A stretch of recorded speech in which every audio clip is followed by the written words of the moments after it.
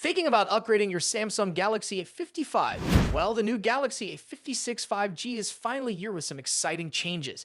It has a brighter display, a faster processor, longer software support, and quicker charging. But is it really worth upgrading? Let's break it down and see if you should make the switch. Design and build, Samsung hasn't changed the design much. The A56 5G still has a premium feel with a glass back and a strong metal frame.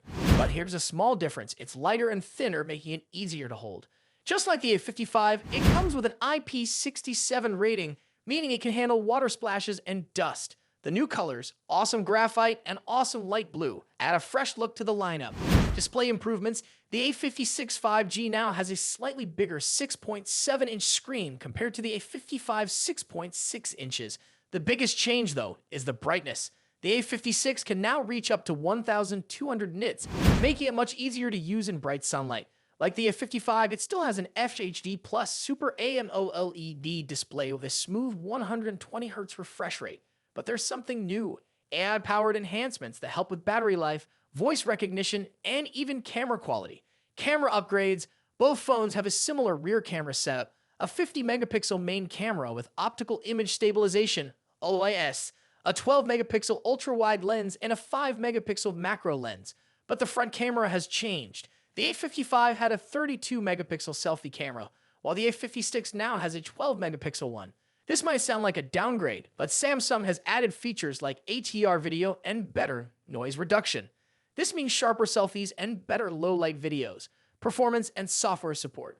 The biggest upgrade is in performance. The A56 5G moves from the Exynos 1480 chip to the Exynos 1580, making it faster and more efficient.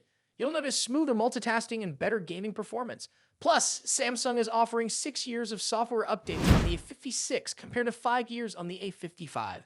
Battery and charging. Both phones have a 5000 mAh battery, so battery life remains the same. But here's the big change: charging speed.